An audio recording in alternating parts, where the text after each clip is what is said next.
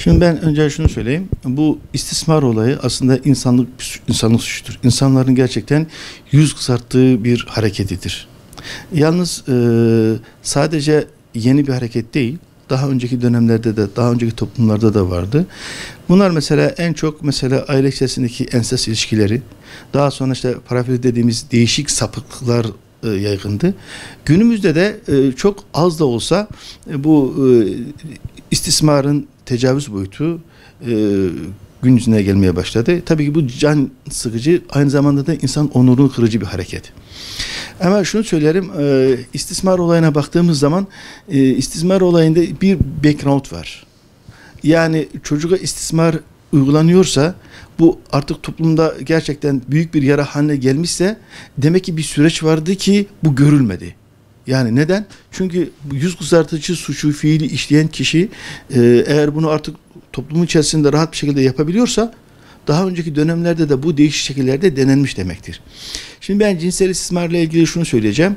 Bakın biz gelişim süreci içerisinde önce bir yozlaşma yaşadık. Değer yozlaşması. Yani çocuklarımızı yetiştirirken ahlaki bir yozlaşma süreci yaşadık. Onlara karşı bir takım sınırlamaları, haklarını, hukuklarını maalesef yeteri kadar öğretemedik. Dolayısıyla onların ileride büyüdüğü zaman kendi sınırlarını, kendi haklarının neler olacağını bilemedikleri için yaşadıkları dönem içerisinde bazen kendi hakları olmayan bir takım duygularının da kendilerini yönlendirmesiyle yanlış davranışlar içerisine girmiş olabiliyor. Günümüzde bana sorarsanız cinsel istismarın ana sebebi ahlaki yozlaşmadır. Ve insanlar birbirlerinin haklarına, hukuklarına saygı göstermiyorlar. Tabii ki bunun patlaması cinsel istismar olarak ortaya çıkıyor. Yani biz birbirimize karşı ahlaki olarak değer vermiyoruz, saygı göstermiyoruz. Onun bir takım insan olduğunu, hakkının olduğunu, ona saygı göstermesi gerektiğini bilmiyoruz. Bunun işte bireysel yansıması, daha ileri bir marjinal şeyi, işte duyguları kontrol edemeyip karşıdaki insanlarla cinsel olarak bir takım ilişkiye girmek. Bu da tabii ki istismar olarak yansıdığı için de bizde belki beklenmeyen bazı vicdani rahatsızlar, bir takım huzursuzluklar yaratıyor. Ben burada hemen şunu söyleyeyim. Bakın günümüzde bu tür ahlaki yozlaşmanın önlenmesinin en önemli sebeplerinden birisi ahlaksızlığın bazılar tarafından destekleniyor olması. Yani diyelim ki Eylül olayı veya Leyla olayı. Herkesi vicdani olarak sızlatmasına rağmen, üzmesine rağmen birileri oraya verilecek cezayı eleştirebiliyorsa, onu doğru bulmuyorsa katile bir destek veriyor demektir. Veyahut da caniye bir destek veriyor demektir. Veyahut da tecavüzcüye farkına varmadan bir güç veriyor demektir. Ondan sonra şunu söyleyeyim. Suç işleyen kişiler ailelerinden, yaşadıkları mahalleden, yaşadıkları toplumdan, yaşadıkları ülkedeki siyasetçilerden destek almadıkları süre içerisinde aynı hareketi bir daha yapmaya cesaret edemezler. Dolayısıyla günümüzde sadece Leyla'nın, sadece Eylül'ün başına gelen bir hadise değil. Daha önceki dönemde Özge Can'ın başına gelmişti. Daha önceki dönemde başkalarının başına gelmişti. Ancak günümüzdeki kadar o mağdurların yaşı küçük olmadığı için sadece gündem oluşturuldu, üzerinde fazla durulmadı. Şimdi günümüzde artık bu herhalde hani bıçak kemiğe dayandı diyoruz ya, bu noktaya geldi. İnsanlar bundan ne tür bir ceza vereceğiz diyorlar. Şimdi elbette ki bunu yapacak kişi devlettir. Ancak devletten önce anne babanın, mahallenin, büyüklerin de yapması gereken bazı şeyler vardır. Şunu söyleyeyim, bizim toplumumuzda gelişim süreç içerisinde gerek televizyondaki filmlerimiz, gerek dizilerimiz, gerekse dilimize pelesenk ettiğimiz şarkılarımızın temelinde insanların cinsel duygularını rahatça yaşayabileceği ortamlar hazırlanmaya başlandı.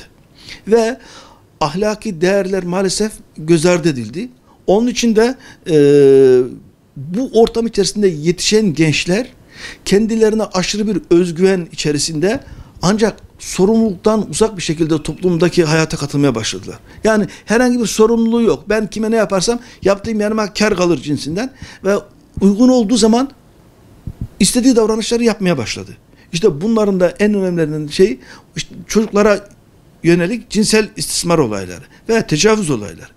Şimdi aile önce kendi çocuğuyla hem ev işlerinde, hem sokak işlerinde, hem bireysel hayatında, hem toplumsal hayatında örnek olması gerekiyor, anlatması gerekiyor.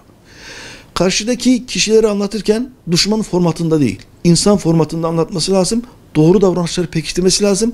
Eğer olumsuz bir davranışla karşılaşacaksa olumsuz davranışa karşı nasıl tavır takınması gerektiğini de çocuğuna anlatması lazım. Benim bakın asıl tehlike olarak gördüğüm nokta şu. Şimdi bu cinsel istismar olayı gerçekten insanın yüz kızartıcı bir suç. Çocuklara yapıldığı zaman vicdanımızı daha çok kanatıyor, daha çok lanet ediyoruz, daha çok belki kalbi olarak içsel ağlama yapıyoruz. Ancak karşı taraftaki düşmanı cinsiyet bakımından belirttiğimiz zaman, mesela işte erkekler cinsel sapıktır dediğiniz zaman, kadınlar cinsel obje olarak gösterdiğiniz zaman, yarın bu kişi büyüdüğü zaman ya bir erkekle evlenecek ya bir kadınla evlenmiş olacak. Zihninde eğer erkek kötüyse, komple erkeği kötü olarak görüyorsanız ve işte diyelim ki sokakta görmüş olduğu erkekleri sapık olarak gösteriyorsanız, yarın büyüdüğü zaman bu çocuğun zihninde böyle bir algı oluşacak. Bunların önlenmesi lazım. Yani bir takım marjinal hareketleri gün yüzüne getirerek çocuklarımıza cinsiyetler arasında düşmanlık tohumu seçmememiz gerekiyor. Yani bunları iyi bir şekilde anlatmamız lazım. Benim şahsi görüşüm şu, yani bugünden itibaren devlet bu tür yüz kızartıcı suçlar için fazla beklemeden caydırıcı bir cezayı ortaya koyması gerekiyor. Ama yetmez. Toplum da bir yanlış gördüğü zaman asla onu ihmal etmeden ona müdahale etmesi lazım. Bunu en güzel bir şekilde Hazreti Peygamber söylüyor. Bakın. Peygamber diyor ki bir yanlış görürseniz elinizle düzeltin. Olmazsa dilinize düzeltin. Olmazsa müdahale edin diyor. Bakın bizim bu güzel bir şekilde bunları anlatmamız lazım. Herkesin. Yani diyelim ki mesela bu Leyla olayında, işte Eylül olayında ve diğer olayda toplumdaki insanlar bu tür olayları gördüğü zaman, yanlışa gideceğini bildikleri zaman sessiz kalmamış olsalardı, çevresindeki insanlar bu tür olaylara sessiz kalmamış olsalardı, belki yarın bir başkasının daha yapmasına önceden engel olmuş olurlar. Eğer toplum mesela bu duyarlılığını devam ettirebilirse, kendi çocuklarına karşı da, mahalledeki diğer çocuklara karşı da potansiyel olarak bu duyguya sahip olan insanlar bunu yaşayamazlar. Neden? Çünkü hiçbir yerden onay görmeyen duygular kolay kolay tekrar etmez. Ben 50 yaşında bir insanım. Gördüğüm şey televizyondaki filmler. Sonra diziler. Ondan sonra şarkılar. Ondan sonra işte örnek olarak gösterdiğimiz, özendirdiğimiz artistlerin bireysel hayatlarını düşün. Şimdi bakın, bir şey mesela filmdeki olan bir olay senaryodur, o sınırlar içerisinde oynanır. Zannedersiniz ki mesela o senaryoda yazılan şeyi artist onun dışına çıkamaz. Öyle oynar. Ancak onu izleyen çocuklar onu yaşarken toplumsal hayatta bu senaryodur, ben bunun daha ilerisine gideyim diyemez, istediği her türlü kötülüğü yapabilir.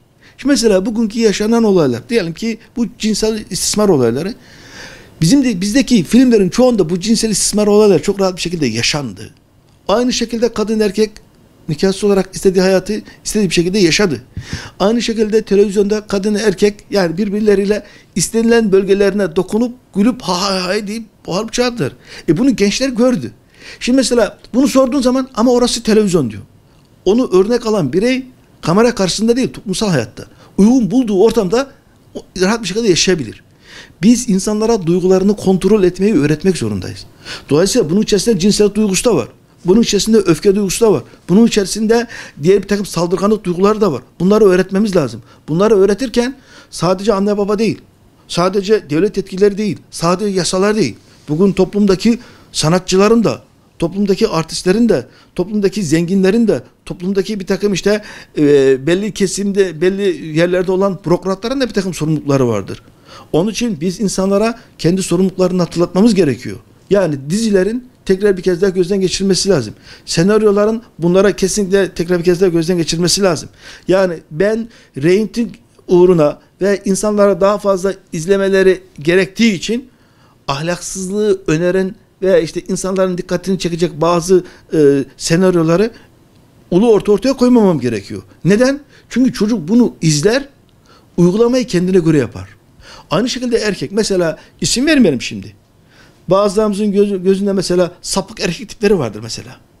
O kendi duygusal emellerini ortaya koymak için bin türlü hile yapıyor. Ve bunu gören genç bireysel hayatında da karşıdaki kişiyi avlamak için ne yaşına bakar ne de ortamına bakar. uygun ortamda istediği hileyi ortaya koymaya çalışır. Neden? Çünkü bunu görmüş. Yani sevdiği insana ulaşmak için hile yapması gerektiğini televizyonlardan öğrenmiş. Bugün bunu aynı şekilde uygularken bu çocukmuş, bu erkekmiş, bu akrabaymış, bu anammış, bu bacımmış demez. Eğer duygu aktif hale gelmişse onu elde etmenin yollarını arar. Burada cinsel istismarda en önemli şey şu, cinsel istismar edilen kişi zayıf halkadır. En zayıf halkadır. Mesela işte kız çocuğuysa küçüktür. Erkek çocuğuysa ya pasiftir veyahut da aklı dengesi yerinde yoktur. Niye? Tacizci bunları kurban olarak seçer. Savunmasızları kurban olarak seçer. Çünkü böyle bir şey yapmaya çalıştığı zaman karşıdaki kişi kendisine karşılık vermemesi gerekiyor. Ne sözel olarak ne davranışsal olarak. Onun için de bizim kesinlikle bu tür şeyleri önlememiz için kendi çocuklarımıza sahip olmamız gerekiyor. Bunlarla konuşmamız lazım. Birebir konuşmamız lazım. Günümüzde maalesef aileler kendi çocukları yeteri kadar ilgilenmiyor. Hala ahlaksız diziler reyting yapabiliyorsa, hala işte gerçekten çocukların izlememesi gereken programlar geç vakitlere kadar izlenebiliyorsa, yarın bu çocuklar büyüdüğü zaman bu tür istismar olaylarının olması kaçınılmazdır. Gene devam edecektir yani. Yani bakın ben şunu söyleyeyim, ister hadım olsun, isterse idam olsun. Cezada asıl olan caydırıcılıktır. Yani sen ona bir ceza ver ki ona daha sonraki dönemde tekrar bir kez daha yapmaya çalışan insanların cesaret edememesi gerekiyor. Ben şunu söyleyeyim, devletin ister idam yapsın, isterse hadım yapsın. Bu konuyu tartışmamız gerekiyor.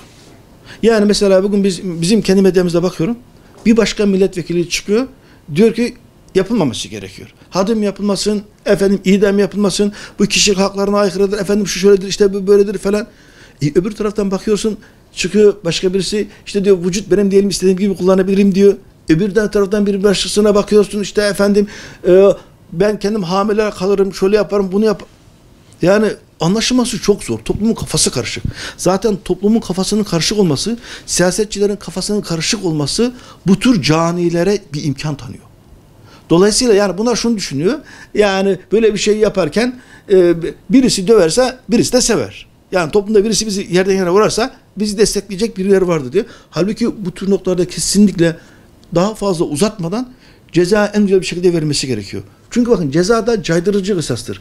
Bunun için de cezanın ertelenmemesi lazım. Mesela diyelim ki yasa çıkacak 6 ay sonra, bir sene sonra.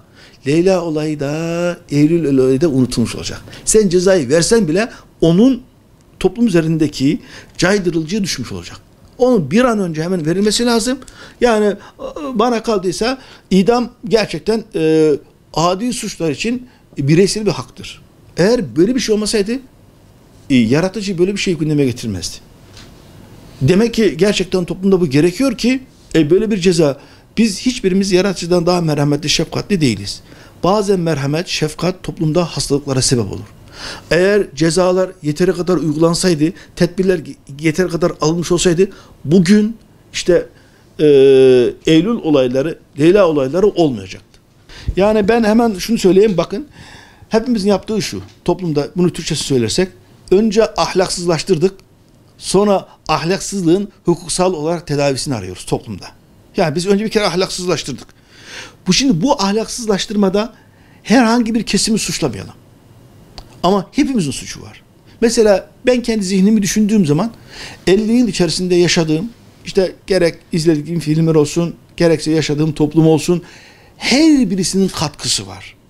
Bütün insanların yaşamış olduğu zihinsel yapısı içerisinde geçirmiş olduğu sürecin etkisi vardır. Bugün günümüzde eğer gerçekten istismarı konuşuyorsak, tecavüzü konuşuyorsak hepimizin suçu var.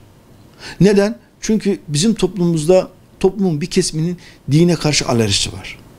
Dine karşı alerjisi olan kesim ahlakla dini özdeş tuttuğu için her ahlaki değere karşı hemen cep alıyor. Niye? Altında yatan sebep din. Oysa ki bakın yani bir insan dini ibadetleri yerine getirmeyebilir. Onun bireysel tercihidir. Ama bir toplumda yaşıyorsa ahlaka uymak zorundadır. Biz dinle ahlakı birbirine karıştırdığımız için maalesef üzülerek belirteyim, toplumdaki ahlaki yozlaştırmada bir taraf sessiz kaldı. Veyahut da kendine göre bir takım çıkar yolları aramaya çalıştı. Toplumda böyle bir noktaya geldi. Artık küçük yaştan itibaren kadın erkek birbirlerine karşı ne bir sınır, ne bir saygı, ne bir sevgi, ne bir değer, hiçbir şey kalmadı. Kalmayınca da beklenmeyen sonuçlar ortaya çıkıyor. Bu da yani istemediğimiz bir şey. Ama devam eder mi? Ama devam eder. Yani mesela ben hemen şunu söyleyeyim. Belki bu cinsel istismardan sonra daha acı ensest ilişkileri de çıkacak ortaya. Çünkü artık hiçbir şey gizli kalmıyor. Önceden ayıptır diyerek söylenmiyordu. Günümüzde artık ensest ilişkileri de çıkarıyor. Ben inanıyorum ki en az Leyla kadar, en az Eylül kadar yüzümüz yine kızaracak. Yani bu olaylar ortaya çıktıktan sonra.